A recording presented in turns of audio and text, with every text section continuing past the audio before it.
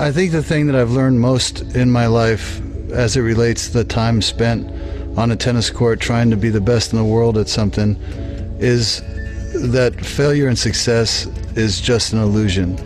You know, I went to number one in the world thinking that that was going to be the end all, thinking that, you know, making my dad happy about achieving that goal would somehow satisfy some deep place and make me love what it is I did or make me engage with what it is I did. And the truth is it didn't. Got to number one in the world, and I'd never been so disconnected as I was at that point in my life. And so as a result, I spiraled. I fell to 140 in the world. Everybody was shocked except me. I knew every decision I was making daily that was leading me in the wrong direction. And when I got to the bottom, I had a big decision to make. Either I was going to quit or I was going to start over. And that's when I decided to take ownership of my life. I decided to find my reasons for playing, and I did. And I went to work every day by setting daily goals and telling myself, I don't know if I'll ever be back to number one, but I know one thing I can do, and I can be better than I am today. I know that I can be better. I know I can control what is in my control, which is my work ethic and my discipline and my focus and my relentless spirit of trying to make myself that one day better. And in doing that, I had never been so connected in my life, and not believing that I'd ever reach number one in the world again. One day led to the next, built a lot of momentum, and when I finally got back to the top, it wasn't the same as being at the top the first time. I felt like I was really engaged, but no more engaged than I was at 140 in the world. What I learned mostly through that journey is pretty simple. Failure and success is an illusion. The only thing that's a reality is the way you choose to engage with your life today on a daily basis.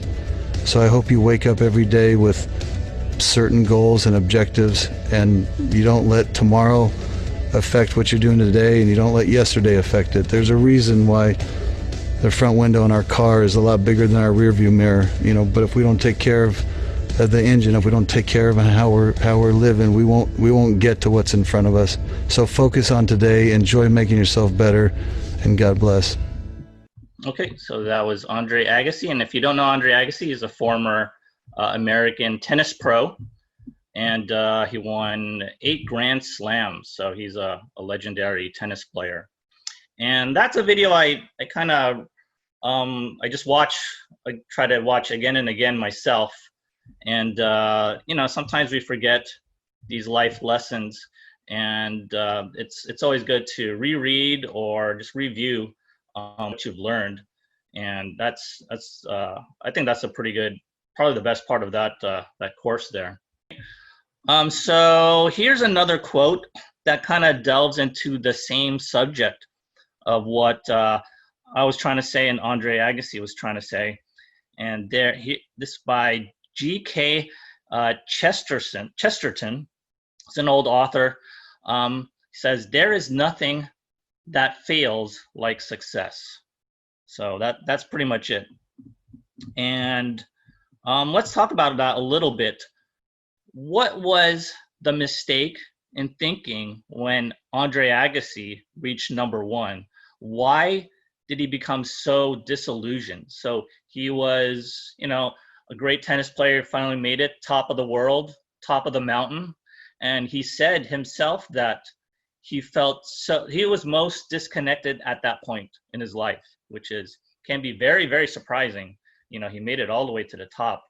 What was his mistake, or what went on, do you think, when he got to the top there? Any ideas? He probably got comfortable. He got comfortable? Okay.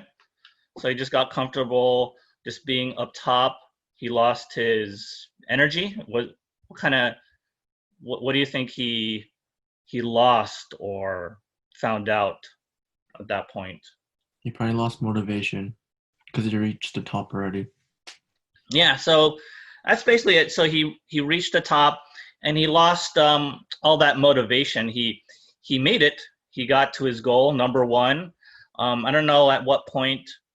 I don't know how many Grand Slams he won at that point, but being number one means that you're essentially the best. Statistically, you're the best tennis player in the world at that point. There's no question about it. But what made him lose that motivation? You are reaching to the top and you've reached the top, but there are some other players that, they're at the top, but they want more. Why is it that Andre Agassi, you think, and some of these other players, when they reach the top, they just sink completely? And there's many other example cases on this. Any other ideas? I think maybe he had like you said, like an illusion of grandeur of reaching number one, and when he reached it, he didn't necessarily feel like he had to put in any more effort because he was already at the top. He was like, I'm the best there is, and this is what it is. And maybe he expected more from being at the top. So when he got there and it didn't reach his expectations, he kind of lost motivation with it. Yeah. So, yeah, he just, really just lost all that motivation, all that work. And when he got there, it wasn't the same anymore. All that, he made it and he just lost it. The San Francisco 49ers had this problem too when they won their championship back in the early 80s. So they won the Super Bowl, and then the next year they lost a lot of games, or for the next 2 years.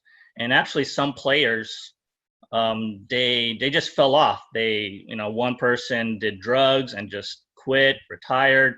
And then Bill Walsh, the head coach, kind of cut some players. So their mentality was completely lost. And these were the same players that won the Super Bowl the year before. And Bill Walsh called it the success disease. Like, you win, right? You win, you're successful, and then you're not. All of a sudden, there's this big realization that what is this for? It's almost an existential crisis. What is left to do?